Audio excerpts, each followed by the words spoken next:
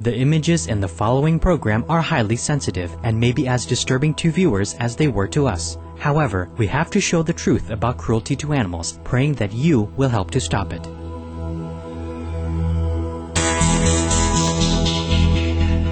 This is the Stop Animal Cruelty series on Supreme Master Television. This week we'll hear from Michael Budke, the vegan co-founder and executive director of the US-based non-profit organization Stop Animal Exploitation Now, on the subject of animal experimentation.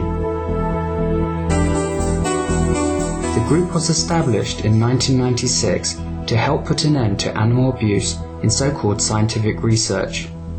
Now let's meet Mr. Budke to learn more about his organization and its benevolent work. The work that we do is about the use of animals in laboratories. It's all about animal experimentation. And I first became concerned about this during my education because I spent 9 months as a student inside an animal research facility and actually saw animals used in experimentation and was taught how to do it. I've actually had animals die in my own hands, and that's what first generated the concern that we have for this issue. There are several categories of animal testing, all equally heartless and unconscionable. Mr. Budke tells us more. One of the kinds of animal testing or experimentation that people run into on a daily basis, whether they know it or not, is the use of animals for the testing of consumer products. Everything from laundry detergent to floor cleaner to mouthwash and toothpaste are tested on animals. Typically, these are things that are varieties of toxicity testing where, for example, in the LD50, rats and mice are literally force-fed the chemicals that make up these different products, including things like floor cleaners, until half of them die. That's what the LD50 means. It's lethal dose to 50% of the animals used in the experiment. Another kind of testing that a lot of people do come in contact with also is the testing of drugs and pharmaceuticals. And this is probably the only kind of testing that is actually required by law as far as involving animals. The testing of consumer products is required. They have to do some kind of safety testing, but there is no requirement that animals are a part of that. Probably a larger and more widespread use of animals in laboratories is what takes place in colleges and universities and a lot of other private labs, which is much more along the lines of basic science, where they purport to look at what happens in basic physiology and how the body works. One of the real problems with this, though, is that human anatomy and physiology is very different from that of any other species. That's why you go to a medical doctor, but dogs and cats and primates are taken to veterinarians. The animals used in these appalling experiments are commonly obtained from breeders who produce them based on demand in conditions similar to those of puppy mills. Other sources of test animals include animal shelters, public auctions, and businesses in the animal entertainment industry like zoos and circuses. Some animals are also trapped or captured in the wild and then shipped thousands of miles in wooden crates to live nightmarish lives in laboratories. For all such sensitive, intelligent beings living in captivity, where they are unable to exhibit their normal behaviors and interact with family members, is utterly unbearable. Some of the best examples of the consequences of being confined in a laboratory setting are relevant to our use of non-human primates. For example, rhesus monkeys, squirrel monkeys, and other species of primates. And what we've found is that in most instances, just the confinement in the laboratory setting is literally enough to drive these animals insane. Because if you look at the environment that they normally live in their natural settings, in the wild, for example, rhesus monkeys will typically cover as much as 1 square mile of territory in a day. in their natural setting. But when you look at the environment they're kept in the laboratory, it's a stainless steel cage which is designed primarily to be easy to clean. Also, they will have only a few square feet, 9 to as much as maybe 15 square feet of space in the cage. But this is a very artificial setting. There are no trees, there's no sunlight, there's usually no fresh air. There's very limited, if any, contact with members of their own species, and non-human primates are very social animals, just like human beings are. And so it's very common for them to literally lose their minds as a result of the severe stress of confinement. They'll also become self-destructive to the point where they will actually begin to rip out their own hair, they'll bite and tear at their own flesh. In many instances, as much as 1 out of 10 primates in laboratories are literally missing a part of their own bodies, anything from just a section of a finger or a toe up to an entire limb. This stress literally causes them to lose their mind. The experiments inflict excruciating pain and sheer torment on our fellow beings. All forms of toxic drugs, sickening surgical procedures, lethal diseases, and horrific weapons are tested on these unsuspecting and unwilling participants. The reality is that for most animals in laboratories, at the conclusion of most experimentation, they're killed. And in many instances, not only are they killed, but they're actually dissected afterwards. One of the laboratories we just obtained some very damning information about. The non-human primates, in many instances, after the experiments are concluded, they're actually decapitated because their brains are dissected to look at what happens to them. In many other instances, animals are used in situations where they're exposed to things such as chemical and biological weapons, and part of the experiment actually causes their death.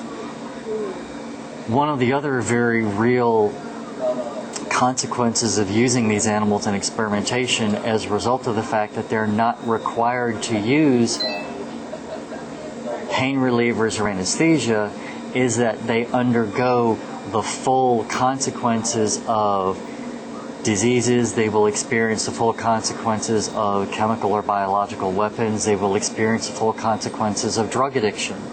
These are the kinds of things that if you or I allowed them to happen to animals that were in our care, in our private homes, we would be arrested for cruelty to animals. But in the laboratory setting, literally almost anything goes. In 2010, approximately 125,000 primates were imprisoned in laboratories across the US. Mr. Budke estimates that overall, 25 million animals are currently being experimented on and tortured in labs. These tests are utterly flawed and scientifically invalid, as the anatomy and physiology of human beings and animals differ enormously. In fact, many drugs that supposedly pass tests with animals are actually deadly or severely harmful to humans.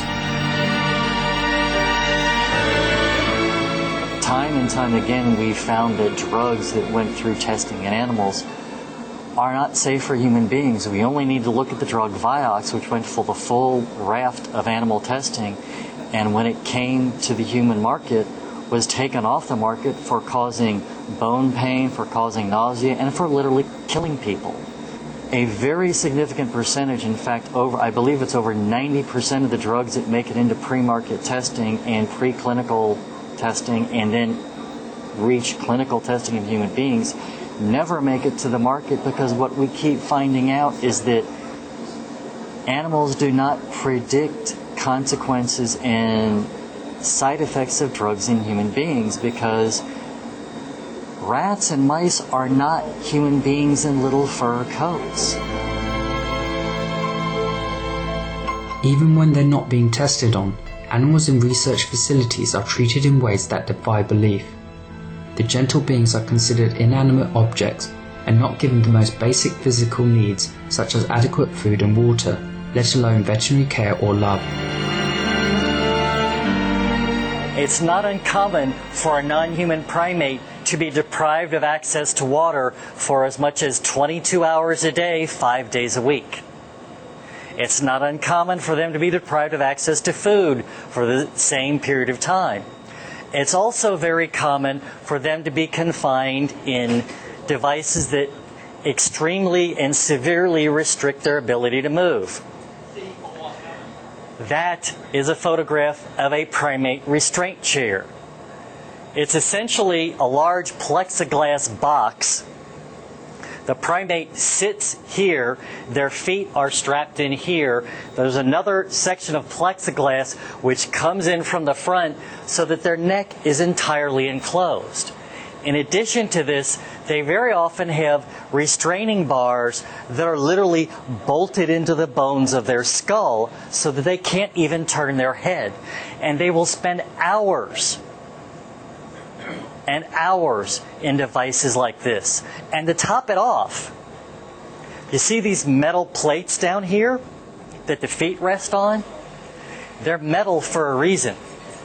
In some instances, those are used to deliver electric shock to the primate's feet. Or if they don't want to do that, they'll add a metal clip onto the monkey's tail and deliver electric shock there. Animal testing needs to end now. Such experiments are grossly cruel, murderous, and have ready alternatives which are humane and provide bona fide, useful scientific data. There are other alternative methodologies for product testing involving everything from computer simulations to physical tests like gas chromatography and mass spectroscopy to cell culture methods which measure the irritancy of chemicals by exposing tissue culture to them. In terms of medical testing, much of research, for example, this brain mapping that's done, we can get better information about how the human brain works by using non-invasive technologies like functional MRIs.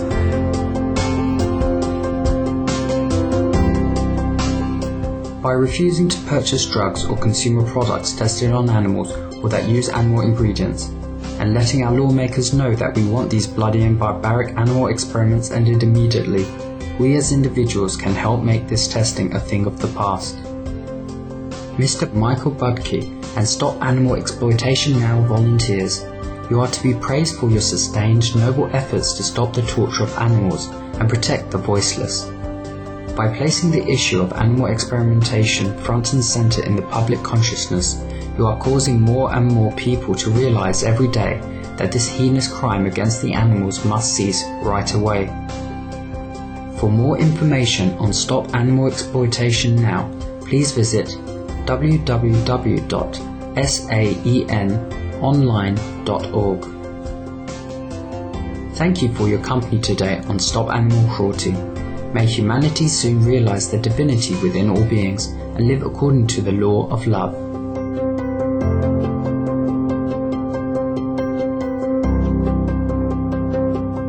For more details, please visit www.suprememastertv.com/stop-animal-cruelty.